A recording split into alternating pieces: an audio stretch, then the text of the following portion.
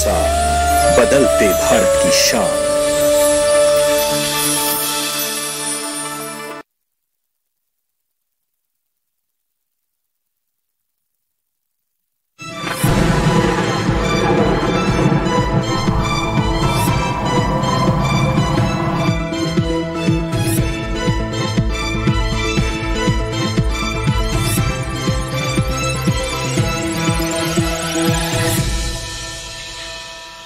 नमस्कार, स्वागत है आपका मौसम खबर में। आपके साथ मैं हूं अंजू सिंह। मौसम खबर में जानेंगे अगले 2 दिनों में कैसा रहेगा मौसम का हाल, कहां होगी बारिश, कैसी रहेगी तापमान की स्थिति। आपको बताएंगे कि आपके क्षेत्र में क्या है वायु गुणवत्ता। लेकिन सबसे पहले शुरुआत करते हैं 5 बड़ी खबरों के साथ। तो 5 बड़ी खबरों का रुख करते हैं और आपको बताते हैं कि मौसम से जुड़ी कौन सी वो 5 बड़ी खबरें हैं जिसका ध्यान रखना जरूरी है। सबसे पहले बात करते हैं पश्चिमी हिमालय क्षेत्र की, जहां पर पश्चिमी विक्षोभ का असर रहेगा तो इसका प्रभाव देखने को मिल सकता है। इसके अलावा आपको बता दें कि जम्मू कश्मीर में कहीं कहीं बर्फबारी हो सकती है और इसके साथ ही बारिश भी संभव है। साथ ही नजर बनाए रखें हिमाचल प्रदेश में भी यहां इक्का दुक्का इलाकों में बर्फबारी और बरसात के आसार नजर आ रहे हैं। अब बात करते हैं कि किस तरीके से असम में छुटपुट हिस्सों में हल्के कोहरे की संभावना बनती नजर आ रही है, यानी विजिबिलिटी का यहां इशू रह सकता है। और तमिलनाडु की बात करते हैं, बिजली की चमक के साथ तेज हवाओं का यहां पर अनुमान है। तो हम बता रहे हैं आपको चेतावनी के बारे में। और आइए बात करते हैं मौसम पूर्वानुमान की। तो मौसम पूर्वानुमान में हम आपको बताते हैं कि अगले 2 दिनों में कैसा रहेगा मौसम का हाल। लेकिन सबसे पहले शुरुआत करते हैं चेतावनी से। और आपको बता दें कि पूरा आप मैप देख रहे हैं, जहां पर हरे रंग का जहां देख रहे हैं, जो क्षेत्र हरे रंग में है उनके लिए किसी तरह की चेतावनी नहीं है।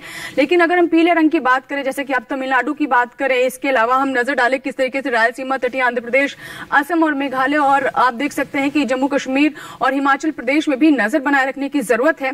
यानी जम्मू कश्मीर और हिमाचल प्रदेश की बात करें तो यहाँ पर बर्फबारी हो सकती है, हल्की बारिश भी हो सकती है। असम मेघालय में कोहरा छाया रह सकता है। वहीं अगर हम बात करें तटीय आंध्र प्रदेश और रायलसीमा की, तो यहाँ पर बारिश हो सकती है। वहीं तमिलनाडु की बात करें तो यहाँ पर बिजली चमक सकती है। यानी इन क्षेत्रों में, इन राज्यों में नजर बनाए रखने की जरूरत है।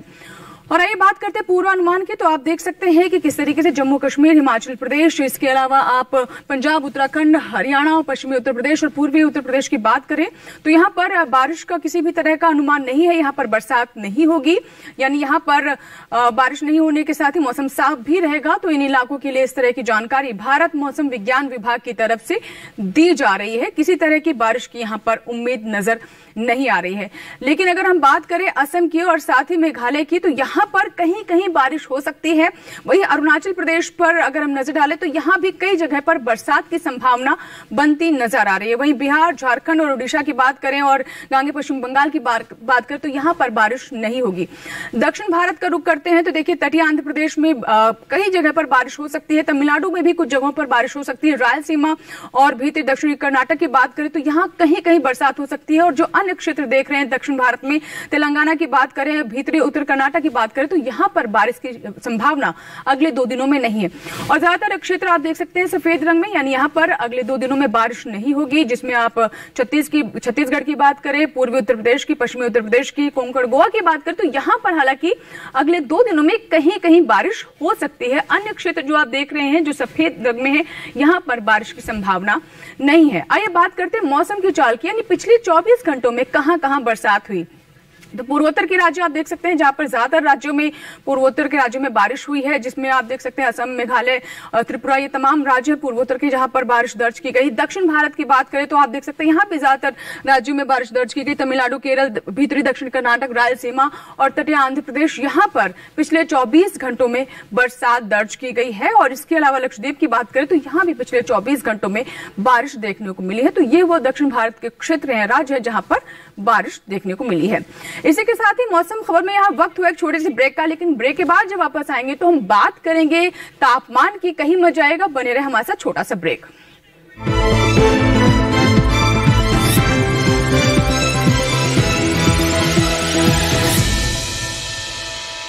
ये विशाल है ना, इसका सब प्रॉपर चलता है। कल उसके बैंक अकाउंट में 15,000 रुपए का फ्रॉड हुआ है, पता है? इसको तो कोई टेंशन ही नहीं होती है। देखना। टेंशन क्यों? मेरी कोई गलती नहीं थी। फिर भी फ्रॉड होने पर मैंने तुरंत बैंक को इन्फॉर्म कर दिया। आरबीआई कहता है अगर आपके अकाउंट से किसी ने धोखे से पैसे निकाले हैं तो बैंक को जल्द से जल्द इन्फॉर्म कीजिए। 3 दिन के अंदर इन्फॉर्म किया तो कोई नुकसान नहीं होगा। जितना लेट करोगे उतना ज्यादा नुकसान। और सुन, सब चलता नहीं है, प्रॉपर चलाना पड़ता है। आरबीआई कहता है जानकार बनिए, सतर्क रहिए। जानेंगे क्या है किसानों का हाल। हम पहुंचेंगे आपके गांव। मिलेगा सरकारी योजनाओं का ज्ञान। जब लगेगी चौपाल, देखिए चौपाल चर्चा सोमवार से शुक्रवार सुबह 9 बजे सिर्फ दूरदर्शन किसान पर।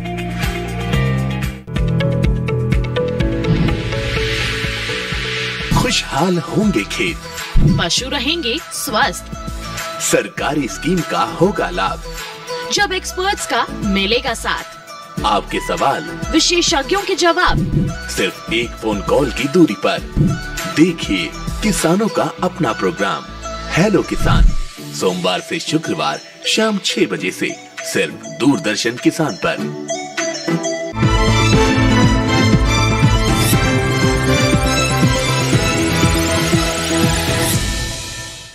ब्रेक के बाद एक बार फिर आपका स्वागत है। आप देख रहे हैं मौसम खबर। आइए बात करते हैं तापमान की और नजर डालते हैं न्यूनतम तापमान पर। जी हां, आपके क्षेत्र में कैसा रहा तापमान, इस पर नजर डालते हैं और देश के अलग अलग क्षेत्रों के बारे में हम इसमें जानकारी देते हैं।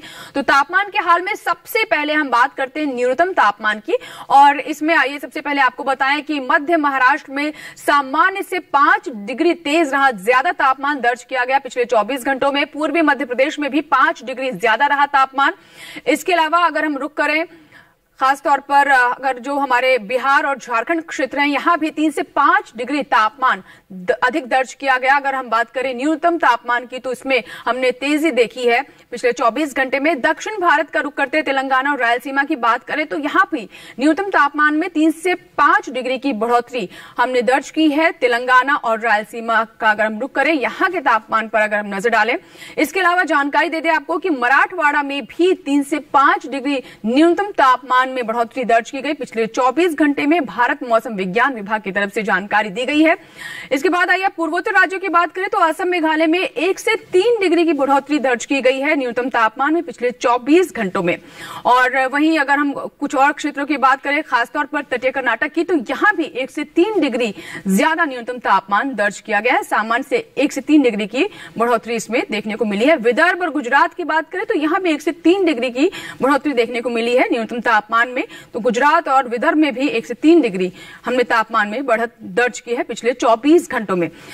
वहीं अगर हम बात करें पश्चिमी राजस्थान की, तो यहां के चूरू में सबसे कम तापमान 4.3 डिग्री दर्ज किया गया है। तो ये तो बात हुई न्यूनतम तापमान की, और आइए बात करते हैं अधिकतम तापमान की। तो सबसे पहले पूर्वोत्तर के अरुणाचल प्रदेश की बात करें तो 3 से 5 डिग्री अधिकतम तापमान में बढ़ोतरी दर्ज की गई है अरुणाचल प्रदेश की, यानी तापमान में बढ़ोतरी रही यहां पर।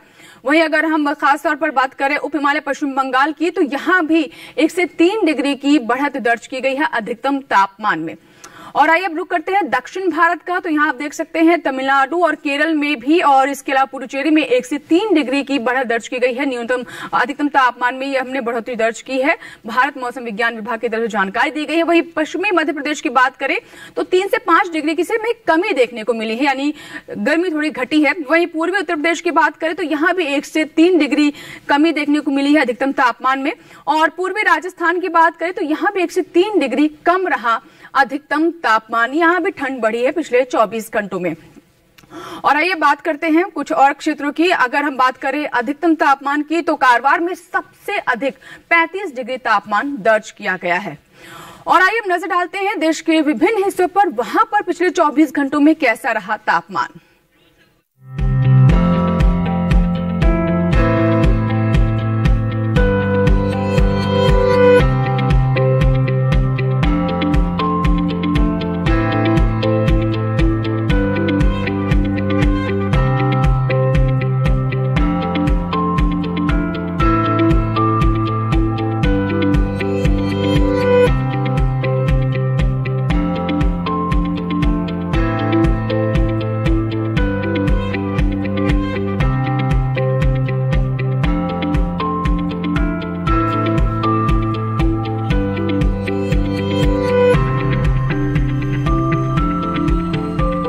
अभी आपने जाना पूरे देश का हाल, आपके क्षेत्र में कैसा रहा मौसम का हाल, ये भी आपने जाना। इसी के साथ ही यहाँ वक्त है छोटे से ब्रेक का, लेकिन ब्रेक के बाद जब वापस आएंगे तो बात करेंगे वायु गुणवत्ता की और साथ ही पर्यटन पूर्वानुमान के बारे में भी जानकारी देंगे। कहीं मत जाएगा, बने रहे मौसम खबर के साथ। छोटा सा break.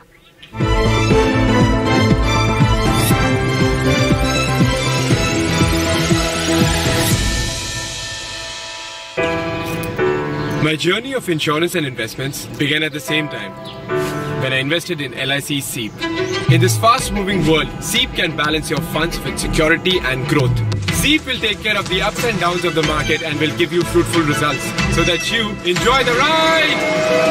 And when SEEP is with you, you can soar high. LIC's unit-linked insurance plan SEEP offers savings and protection so that you can soar high in your life. LIC, हर पल आपके साथ।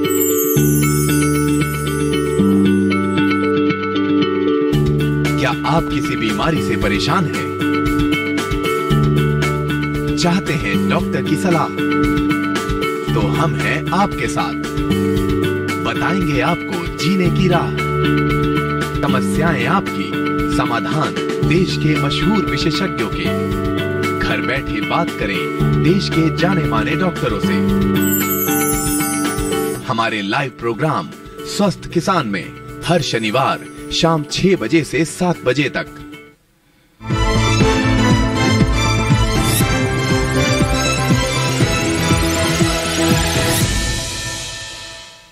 ब्रेक के बाद मौसम खबर में एक बार फिर आपका स्वागत है। आइए बात करते हैं वायु गुणवत्ता की, यानी आपके शहर में, आपके क्षेत्र में कैसी रही वायु की स्थिति, यानी वायु गुणवत्ता के बारे में अब आपको जानकारी देने वाले हैं। और शुरुआत करते हैं राजधानी दिल्ली से, जहां की स्थिति आप देख सकते हैं कि और अधिक बिगड़ गई है। 319 है वायु गुणवत्ता। लखनऊ की बात करें तो थोड़ा सुधार इसमें हमने देखा है, कल से 190 है वायु गुणवत्ता, लेकिन फिर भी बहुत अच्छी स्थिति नहीं कही जा सकती है। पटना की बात करें तो यहां भी थोड़ा खराब है, 264 है वायु गुणवत्ता।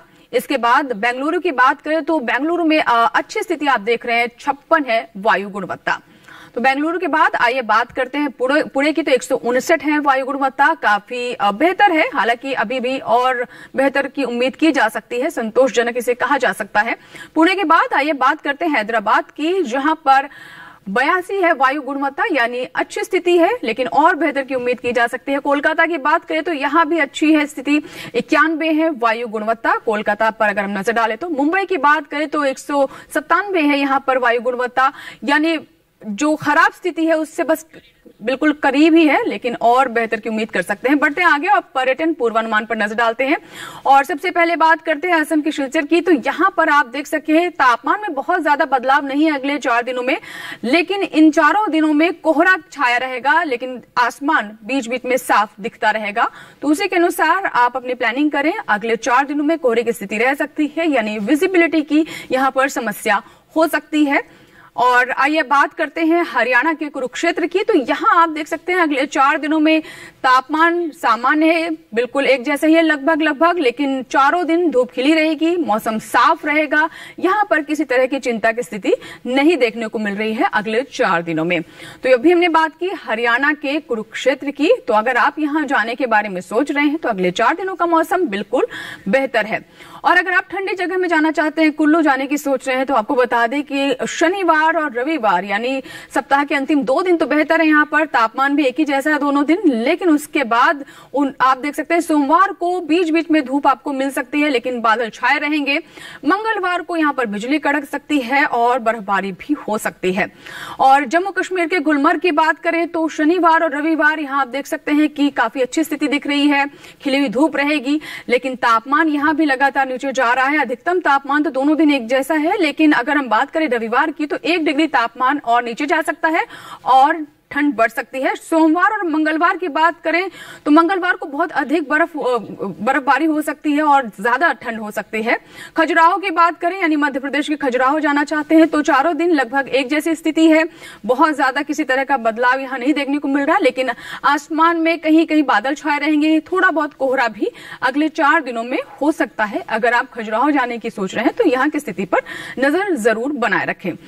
इसके बाद आइए बात करते हैं कोहिमा की, यानी नागालैंड के कोहिमा अगर आप जाना चाहते हैं तो यहाँ पर अगले 4 दिन धूप खिली रहेगी, तापमान में बहुत अधिक उतार चढ़ाव नहीं है, यानी बेहतर स्थिति रहेगी। अगले 4 दिनों में खुशनुमा माहौल रहेगा और आप इस मौसम का आनंद उठा सकते हैं अगर आप कोहिमा जाने की सोच रहे हैं।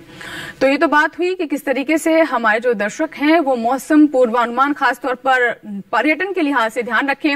ओडिशा के पुरी की बात करें तो यहाँ भी आपको बता दें कि अगले 4 दिनों में अधिकतम तापमान में किसी तरह का खास बदलाव नहीं है, लेकिन न्यूनतम तापमान गिरता जा रहा है।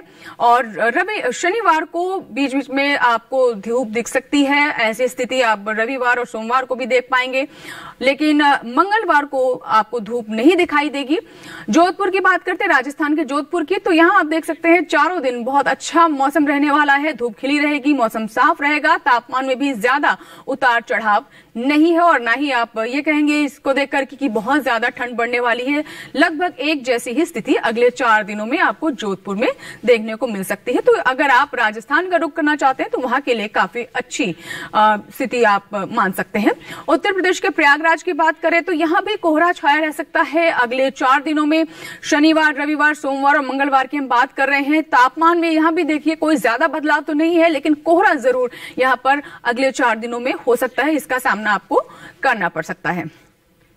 और आइए बात करते हैं खेती किसानी की और अपने किसानों को हम जानकारी देते हैं कि खेती किसानी को लेकर कौन सी विशेष बातें हैं जिसका ध्यान रखना उनके लिए जरूरी है। और बहुत सारे क्षेत्रों में इस वक्त तुड़ाई का समय चल रहा है, रुपाई का समय चल रहा है और ऐसे हमारे किसान अगर विशेषज्ञों की सलाह का ध्यान रखें तो अच्छी फसल प्राप्त कर सकते हैं।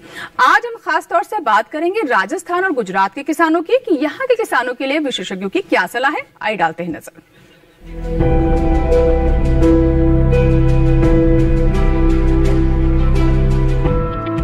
राजस्थान में मेथी के खेत में निराई और गुड़ाई करें। मेथी के खेत से खरपतवार निकाल लें। किसान सरसों के खेत में निराई और गुड़ाई कर सकते हैं। सरसों के खेत से घास फूस निकाल लें। यहाँ जीरे के खेत में सिंचाई करते रहें। जीरे की बुवाई के लिए समय उचित है, साथ ही गेहूं के खेत में भी सिंचाई कर लें। गेहूं की बुवाई करें। इस समय काबुली चने के खेत में सिंचाई कर सकते हैं। काबुली चने के खेत से खरपतवार निकाल लें। राजस्थान में गन्ने के खेत में सिंचाई करें। किसान प्याज की बुवाई करते रहें। वहीं फूल गोभी और पत्ता गोभी की रोपाई कर सकते हैं। इसके अलावा ब्रोकली की भी रोपाई करें। गुजरात में गन्ने की रोपाई के लिए खेत तैयार कर लें। गन्ने के खेत में पर्याप्त नमी बनाए रखें। गन्ने के खेत से घास फूस निकालें, साथ ही गन्ने के खेत में जरूरी उर्वरक डालें। यहाँ भिंडी की तुड़ाई कर सकते हैं। अभी टमाटर और लाल मिर्च की तुड़ाई कर लें। गुजरात में बैगन की तुड़ाई करें। अभी लोबिया की कटाई करते रहें। वहीं के किसान आलू की रोपाई के लिए खेत तैयार कर लें। यहीं स्ट्रॉबेरी के बाग में सिंचाई करते रहें। इसके साथ ही मूंग की बुवाई कर सकते हैं। मूंग के खेत में जरूरी उर्वरक डाल लें। मूंग के खेत में निराई करें। गुजरात में काबुली चने की बुवाई कर लें। काबुली चने के खेत में निराई कर सकते हैं। तो ये थी खेती किसानी से जुड़ी हमारी रिपोर्ट और हमने आपको बताया कि कौन कौन सी विशेष बातें हैं जिसका ध्यान रखना इस मौसम में हमारे किसानों के लिए जरूरी है। बढ़ते आगे और बात करते हैं आज की फसल की। जी हाँ, सर्दियों का मौसम हरी सब्जियों की सौगात लेकर आता है और ऐसे में अगर हमारे किसान हरी प्याज की खेती करना चाहते हैं तो उसके लिए उपयुक्त समय है। लेकिन विशेषज्ञ की सलाह से अगर आप खेती करते हैं तो आपको अधिक लाभ होने की उम्मीद रहती है। तो आइए आपको बताते हैं कि आप किस तरीके से पूसा सौम्य किस्म जो है प्याज की वो ले सकते हैं और अच्छी फसल प्राप्त कर सकते हैं, जिससे हमारे किसान अच्छा लाभ भी उठा सकते हैं। तो आइए देखते हैं पूसा सौम्या पर हमारी ये रिपोर्ट।